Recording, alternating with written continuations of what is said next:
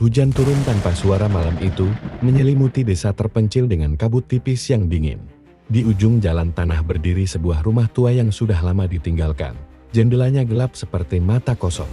Setiap tengah malam, warga mendengar suara langkah menyeret dari dalamnya, disertai bau tanah kuburan yang tiba-tiba menyebar. Tak seorang pun berani mendekat, sejak beberapa orang menghilang tanpa jejak. Raka datang ke desa itu dengan wajah pucat dan mata cekung. Kakaknya hilang seminggu lalu, dan pesan terakhir yang diterimanya hanya satu kalimat pendek, "Aku masuk rumah tua di ujung desa." Sejak pesan itu, tak ada kabar lagi. Meski ketakutan, Raka merasa ada sesuatu yang memanggilnya untuk datang. Di rumah keluarganya sendiri, malam sebelum ia berangkat, teror mulai muncul. Saat Raka sedang duduk di ruang tamu, ia mendengar suara kain diseret di lantai. Dari sudut matanya, sesosok pocong berdiri tegak di dekat pintu dapur. Kain kafannya kotor dan berlumur tanah basah. Ketika Raka menoleh, pocong itu sudah menghilang, meninggalkan bau busuk yang menusuk hidung. Keesokan harinya, keluarga Raka mengadakan sesi dua bersama di ruang tengah. Ayahnya membaca ayat-ayat dengan suara gemetar, ibunya menangis sambil memegang foto kakak Raka. Tiba-tiba lampu berkedip, dan suara tawa tertahan terdengar dari atap rumah. Di luar jendela, terlihat bayangan pocong melompat pelan, mengawasi mereka tanpa suara. Dalam sesi itu, tubuh adik Raka mendadak kaku dan matanya terbalik.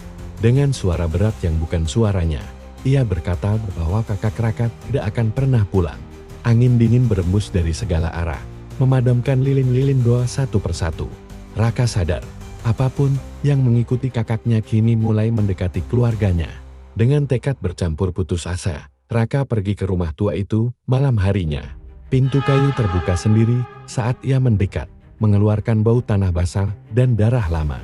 Di lantai, terdapat jejak kaki kecil yang menyeret, seolah milik mayat yang dipaksa berjalan.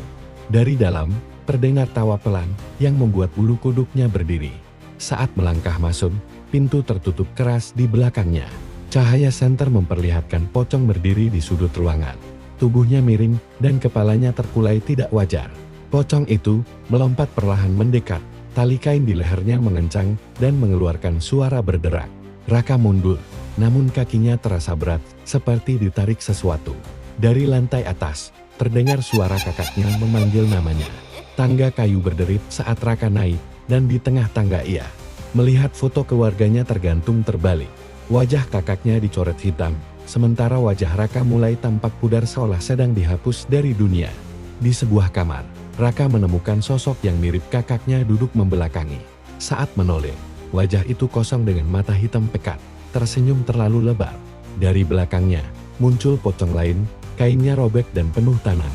Berdiri tepat di belakang sosok itu seperti penjaga neraka. Tangan-tangan pucat keluar dari celah lantai, mencengkeram kaki Raka. Anak-anak tanpa mata merangkap di dinding sambil tertawa lirir, menyebut nama Raka berulang kali. Pocong-pocong itu kini melompat mengelilinginya, menghentak lantai seirama dengan detak jantungnya yang hampir pecah. Lorong rumah berubah memanjang tanpa ujung.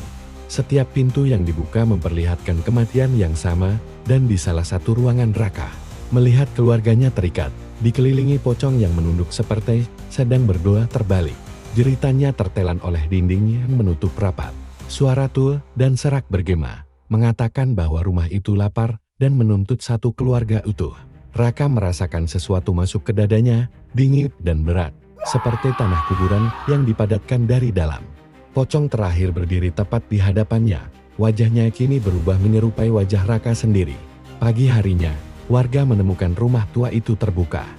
Di dalamnya hanya ada foto keluarga Raka yang tergantung rapi di dinding.